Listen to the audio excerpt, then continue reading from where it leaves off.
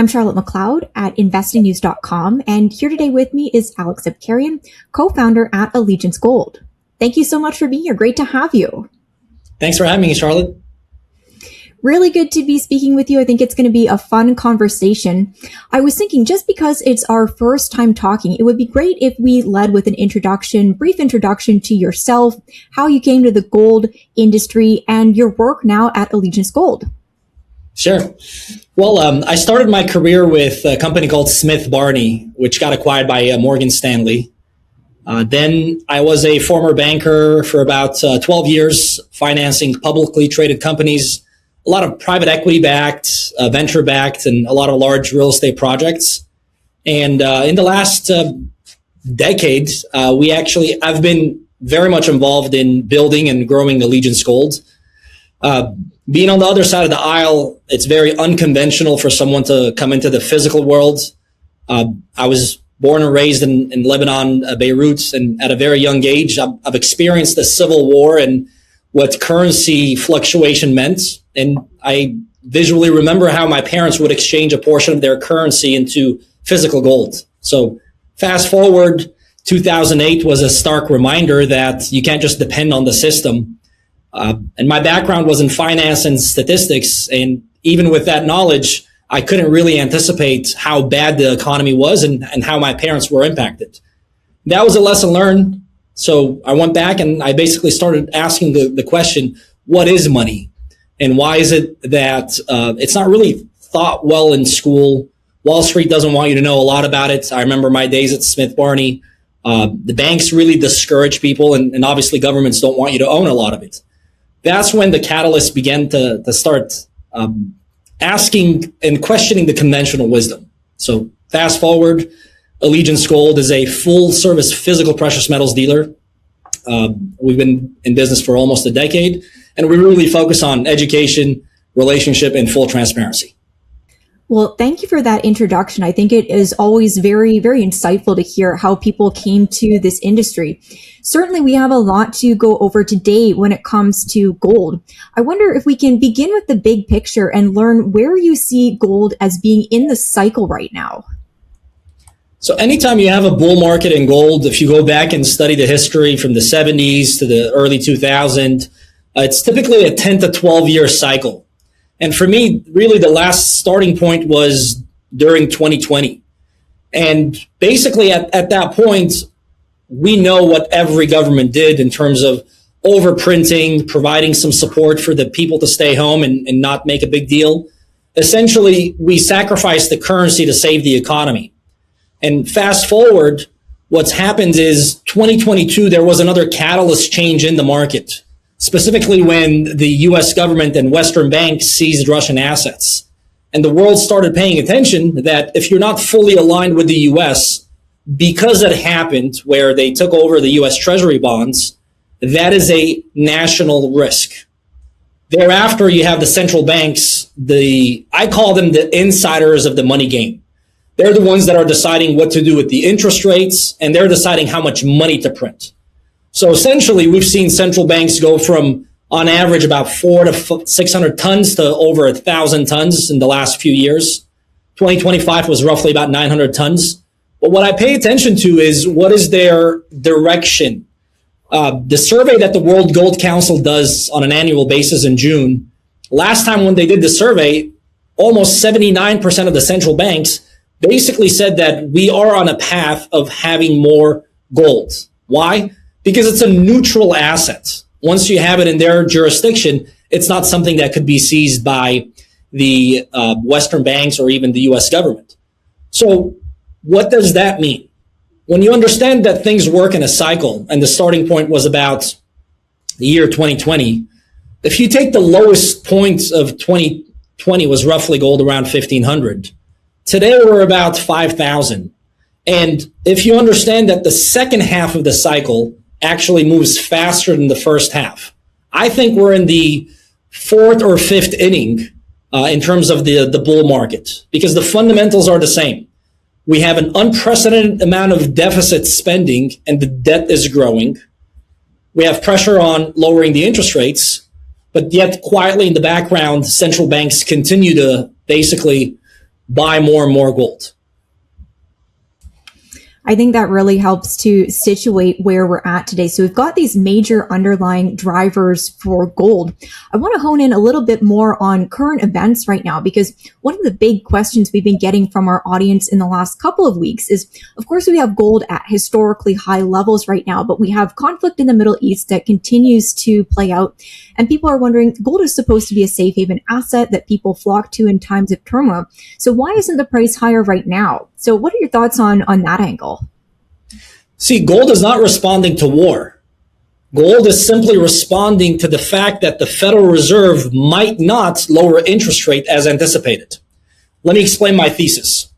If you think about what's happening, you have a trifecta of things that will affect inflation. Number one, you have higher oil prices. When oil prices goes from about $50 a barrel at the beginning of the year to over 100, and then you have the International Energy Agency and President Trump intervene in two ways. Number one, releasing 400 million barrels of oil, and at the same time, removing sanctions from Russia so that way they can actually start selling oil. So we know that oil is a big component of the inflation numbers. Now, obviously, President Trump has the pump, baby, pump policy where we're almost independent from an oil consumption at this point. And we're getting roughly 2% of the oil from the Strait of Hormuz. But at the end of the day, oil is a global commodity priced. So what happens is, as the price continues to be above for a long period of time, it will have a triple effect on the inflation itself. So on one hand, you have oil. On the other hand, you also have the fertilizers. 1/3 of fertilizers comes from that Strait of Hormuz. Now, why is that important? Typically, when farmers start farming for the season, they buy fertilizers in February and March. And that is one of the key ingredients for their crops. If that cost increases, eventually it's going to trickle down on the production costs and food costs in general. So the second big thing that I see is an increase in the food cost. And last but not least, the war was anticipated to last about 4 to 5 weeks. Obviously, for strategic military purposes, you cannot really put a specific time frame. And the rhetoric from both parties is that it's going to continue. Nothing is going to end in the next week or so. With that being said, original forecast of war was anywhere between 50 to about 255 billion. And think about it this way. We are essentially printing money to pay the deficit. The $2 trillion deficit that we have here in the US, interest represents about half of that, nearly $1 trillion. Doesn't make sense for us to continue to borrow more, simply pay the interest on the debt. So we have a big math problem. And if you think about these three components, you are expected to see much higher inflation. What does that do? That will force the hand of the Federal Reserve not to cut interest rates. And the market is waiting for lower interest rate, including what has been factored in into the price of oil forecast for this year. So in summary, I think oil is responding to higher anticipated inflation, which would defer or deter the Federal Reserve from lowering interest rates. And that's why we're seeing the metal trade from about 5,000 to about 5,200 in the last couple of weeks. Very helpful explanation there. And it really highlights the massive inflation that could be coming. If we look forward into 2026, I know the Fed is already struggling to get inflation down to its 2% target level. How would you put a number on where we could go in 2026 for inflation? I think it all depends on how long the war is going to last, or I should say, how long the energy prices will be high.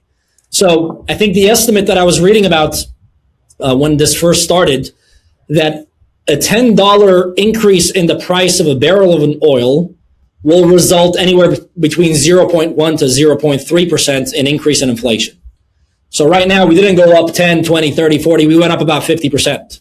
$50.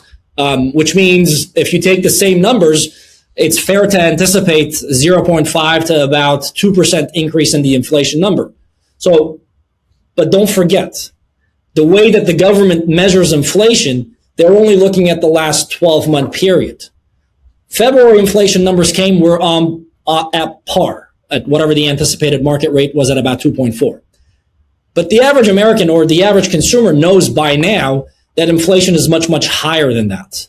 So the thing with inflation that you have to pay attention to is if the price has gone up and you're used to paying $150 for something that you were paying $100, now if it only goes up another $4 or $5, the reported inflation numbers appears to be deaccelerating, but in reality, we're still paying a higher price.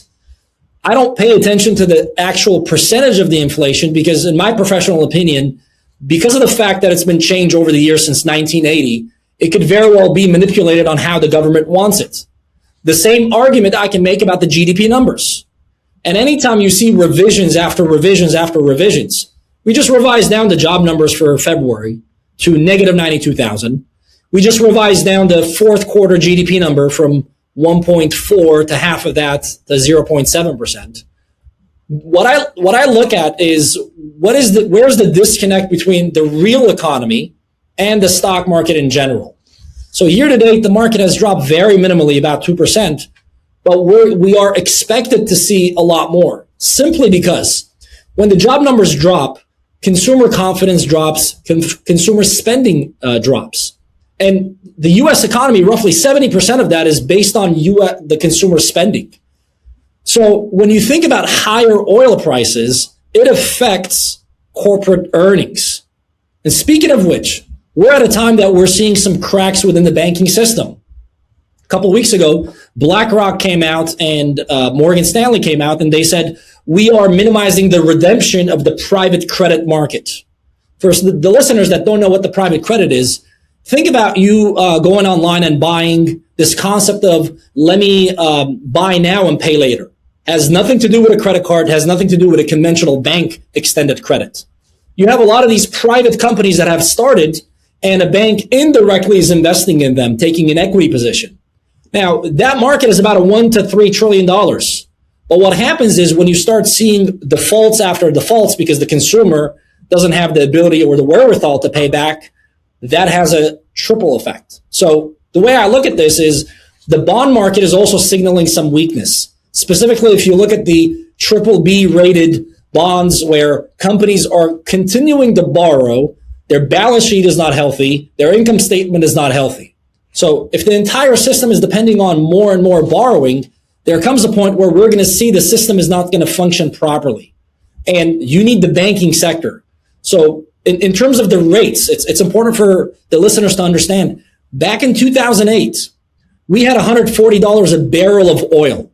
But back then, we were only producing about 5 million barrels. Today, the market cannot withstand that high figure. Why? Because the corporate earnings will drop, their bond rating will drop, and that will further affect the liquidity within the banking system. So what people need to kind of pay attention to is don't just look at the gold price and think that the 5,200 has dropped to 5,000, that this is a falling knife. Keep in mind, gold is still up year to date about 17%. In the last year, gold is still up about 65%. But the intention of gold is not for now. It's for the mid to long term. And if you understand the fundamentals of what's happening with the debt, with the money, with the interest rates, and where we are with the cycle of the economy, just today I read that Goldman Sachs is increasing the recessionary probability from 20% to 25%. So what people have to understand is that how do I position myself that in the event something happens, at least I have something that is really outside of the system. I think it's so important to highlight what's going on under the surface. So thank you for going into that. And speaking about the economic outlook, a word that I have heard brought to the surface a little bit more again is stagflation. So I'm wondering your thoughts on the economic outlook. Do you see a stagflationary scenario unfolding here? Yes and no. No, because the government can influence the GDP number.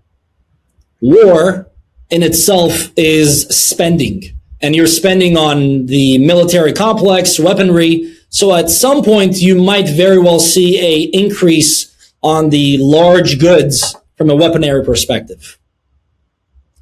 No, because, yes, because if we continuously see this revision down from the GDP number, I mean, the whole point of the big, beautiful bill was we're going to deregulate, we're going to increase the debt, we're going to lower the taxes, and the growth will more than compensate the increase in inflation or the increase of debt servicing.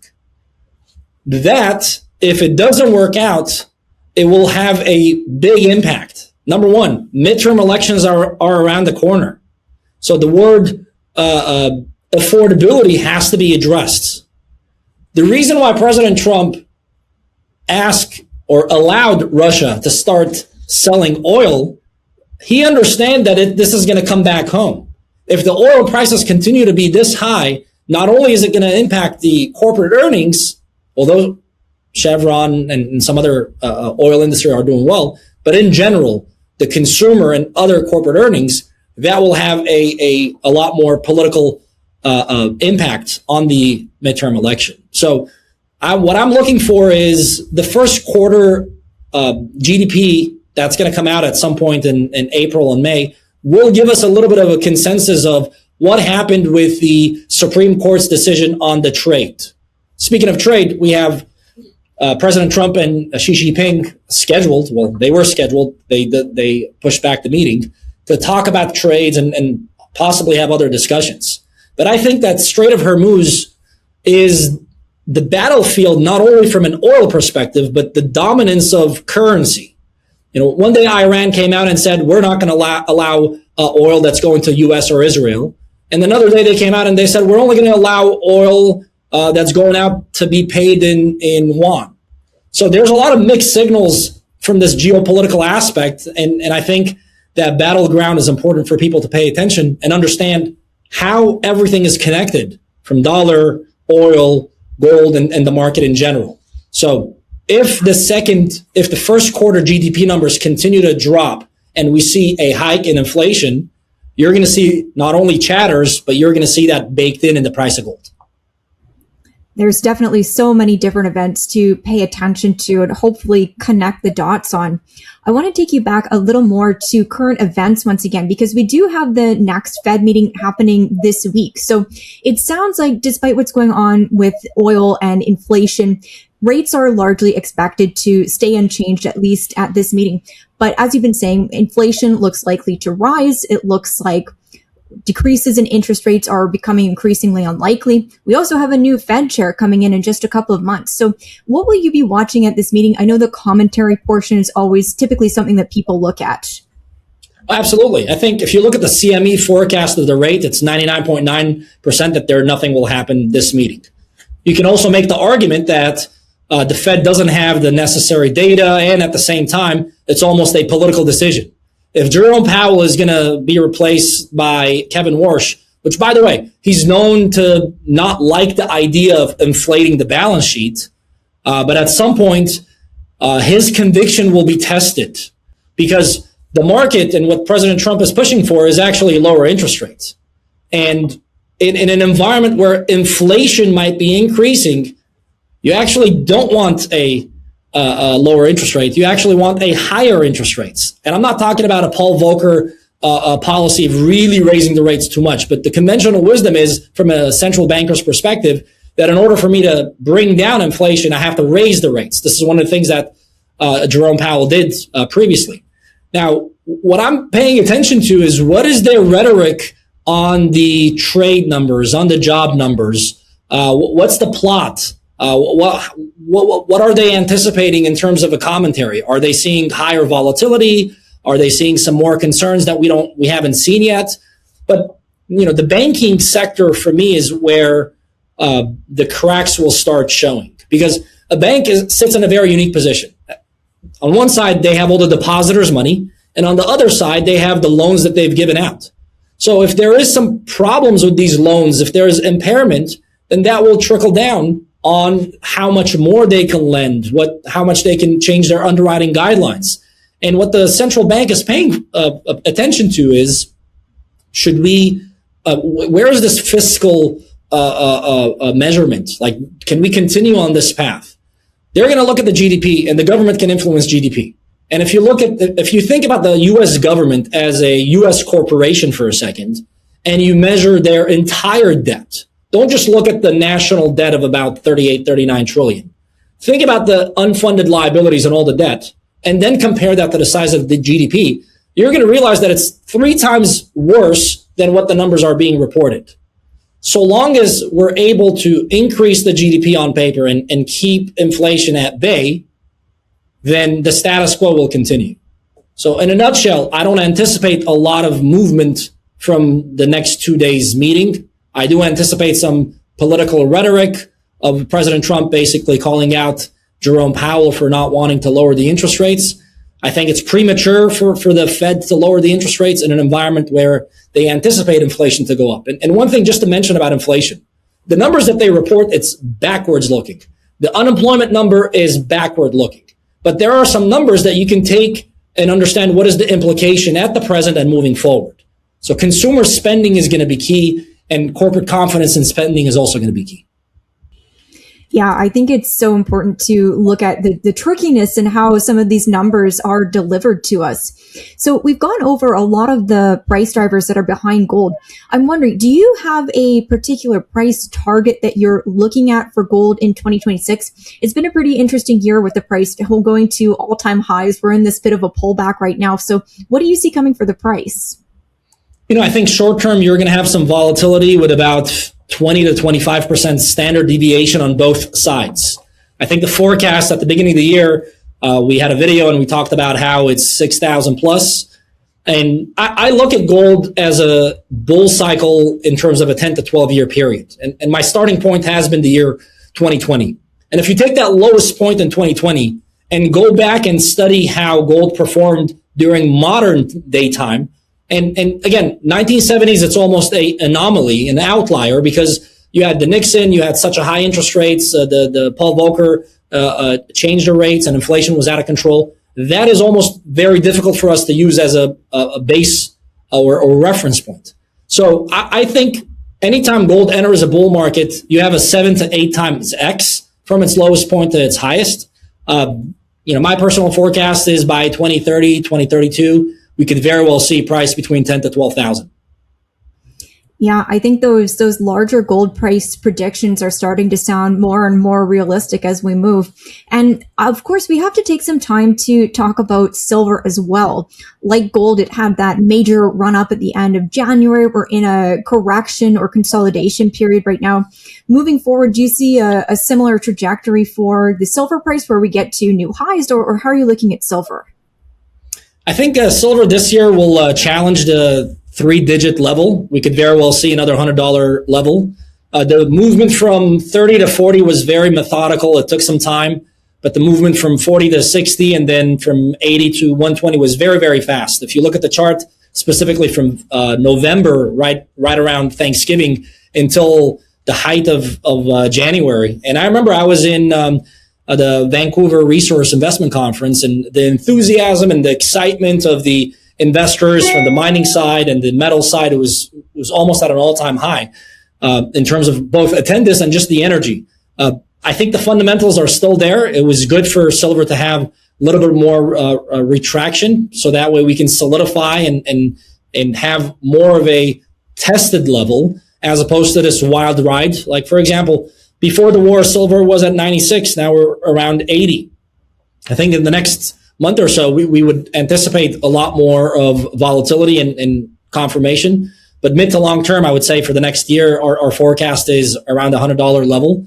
Keep in mind that the invisible hand of the government that buys for the military complex is unknown. And silverinstitute.org does not report that. Considering that there is that industrial aspect of silver, yes, we have some a structural deficit. Yes, we have demand more than available supply. Yes, if you look at the CME numbers, you can see that allocated silver has been dropping from about 124 to about almost 80 from the beginning of the year. There are a lot of indication that says that there should be a decoupling from the physical market versus the actual paper market. And in due time, we will see that again. I think having a bid and ask spread from the physical side, it's a lot more narrower than what it used to be. When silver peaked between 110 to 120, that gap widened, and it's almost, I don't see it as a penalty. I see it more as a signal that the market, some people are really taking the profit off table. But essentially, I should say, because silver is indispensable and we have this such a growing demand, it's not a matter of paying attention to the short-term price volatility. It's more about positioning, because in metals in general, you actually need time. It's always difficult to time the market. Who would have thought at the beginning of the year that we were going to go to war at the end of February? Maybe President Trump knew that, but the general public did not. And we weren't able to factor that in that decision-making process. Very, very true. And I want to go back to your comment about the physical and paper silver markets decoupling, because I think that's been a hot topic of conversation. It's something that people in the silver sector would like to see. What do you think would be the trigger for that to actually happen? Would it just be growing demand, a short supply? How would you look at it? Well, let's look at the macro picture and then maybe go down to the micro level. It wasn't a surprise that the U.S. went to Venezuela, because if you understand that silver supply side of it, Mexico and Peru are top 3 in the world of silver production. For years, the China had so much of a influence and control in the Western American region, the Western Hemisphere, I should say, specifically in South America, where they would basically go into these corrupt governments where they knew very well that they need to borrow. They're not going to be able to repay, but at the very least, they have that collateral in place. So that the BRICS nation, Brazil, Russia, India, China, South Africa, the way that they've been expanding by incorporating the BRICS Plus members from Egypt to Nigeria to Iran to these nations that are rich in minerals. So the move to kind of take over Venezuela and kind of put pressure on Cuba and Colombia was to essentially push out Chinese influence. Now, why is that important? Because we want to control more of the commodities. When silver was added part of the critical metal here in the US, that was not a noise. That was a signal that we need it and we want to control it. And by the way, because we don't have enough of it, we're not going to tariff yet. Okay. Even though at the beginning of 2025, there was a lot of confusion. What's been happening with silver globally, you've been seeing metals travel from Europe, from London bullion markets to the New York because of that arbitrage, and then go from New York to the Shanghai exchange because they only do physical settlement, versus here, there's a little bit more of the leasing, so on and so forth. I think as you start seeing that and the clearest indication for me was back in 2020, where the SLV, I think back then it was being managed by, I'm trying to think if it was HSBC, and then JP Morgan took over the custodian role. But basically, there was a single day, the volume of a single day covered the entire annual supply of silver. That's when I realized that this connection between paper and physical, specifically within the ETFs, doesn't make sense. Although there are some other ETFs like the Sprott ETF that is 1-to-1, at least you have that coverage. So to go back to your question, when you see the big players getting involved, from JP Morgan Chase being fined up to $1 billion for spoofing the market, but yet taking custody of the SLV, there's a lot of invisible hand. What I would pay attention to is where is the growing demand and how much of the silver is being removed from these exchanges. Because once it's removed, in order for it to go back into the exchange as an allocated for a specific, it has to go through a lot of shipment and insurance and even the authentication process. So as the prices kind of move up, where the US is getting a lot more control and we have better access, I think you're going to see a lot more manipulation in the short term. That's why it's a good idea to kind of view silver as a mid to long term. And the best way to kind of remove this emotional roller coaster is to constantly average up or average down and think about what is my exit strategy and what's the point. A lot of times investors make the mistake of looking at the silver mining stocks the same way of their silver stock. One is something that you actually control and own. The other one, you're actually participating in the business, how well it's run, and really the margin expansion and the company's performance. So the way I look at this, it's a lot better to speculate on the paper side of it as opposed to the physical side of it. Just think about the physical gold and silver as an actual form of wealth that you have outside of the system. I think that makes a lot of sense. And it leads into another topic that I wanted to bring up with you. I always like to ask this to physical bullion dealers. What trends are you seeing among buyers right now? Are they buying and selling? Who's doing the buying and selling, especially as we're at this very interesting time for gold and silver? Yeah, so in the last couple of years, the prospective buyers' psychology has changed. Because a lot of times people would come to us, they're concerned about the dollar, they're concerned about the market, they're concerned about the bank, and they want to have something that it's physical. So it was always that a defensive positioning, so to speak, more of a protection, more of a privacy, more of a wealth preservation. But in the last 2 years, we've seen, because of the evidence, we've seen the performance. As a matter of fact, Bank of America wrote an article about how gold is becoming an alpha, how it is actually enhancing the performance of portfolios. So we're seeing three types of buyers. You have your opportunistic strategic buyers that are looking at this 6 to 12 month period.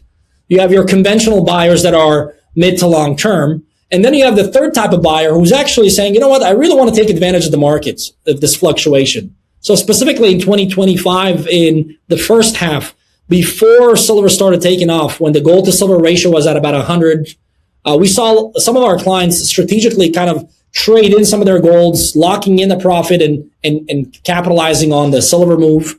We also had a lot of clients at the beginning of 2025 really diversify a portion of their portfolio in platinum and also take advantage of the shift in allocation within the precious metals.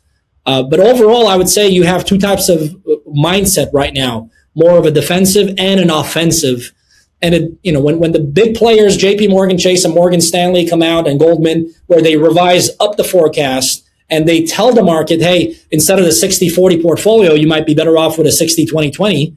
That's a shocker, right? From the conventional system. All of a sudden, you're having people that were complacent, that were just following the financial advisor's suggestion, questioning that narrative and saying, actually, I do want to have something alternative, and I do want to have some physical. Yeah, I think those comments from the big banks really have spurred maybe some new entrants. So that's really interesting to hear about. I think we'll start to wrap it up now. This has been really educational. Are there any final thoughts that you would leave investors with right now during these interesting times? Number one, you want to differentiate the noise from the signal. We don't know how long this war is going to last, but we do know this, that it's going to cost a lot more money, and it's going to affect the value of the dollar.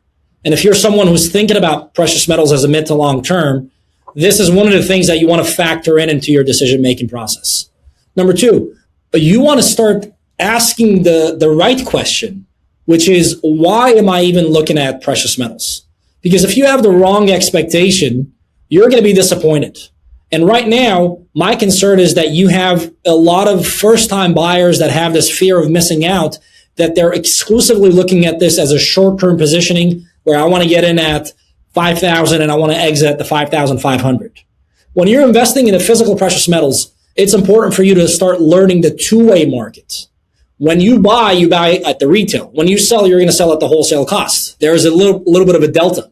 And moreover, you want to start educating yourself on what are the optimal best products. If you're not a coin collector, if this is the first time, you might want to consider to stick to plain vanilla bullion products that are widely recognized, from the US Mint, the Royal Canadian Mint, the Perth Mint, and the British Mint. And always think about, what is my exit strategy and what's my time frame. So those are the type of conversation we'd like to have here at Allegiance Gold, and making sure that it's the right fit for the right client. Well, I think that's so important, making sure that people are not disappointed when they do come into the sector. So thank you so much for coming on to go over what's going on in gold and silver. This was great. Thanks, Charlotte. Thanks for having me. Of course. And once again, I'm Charlotte McLeod with investingnews.com. And this is Alex Ebkarian with Allegiance Gold. Thank you for watching. If you like this video, make sure you hit the like button and subscribe to our channel. We'd also love to hear your thoughts, so leave us a comment below.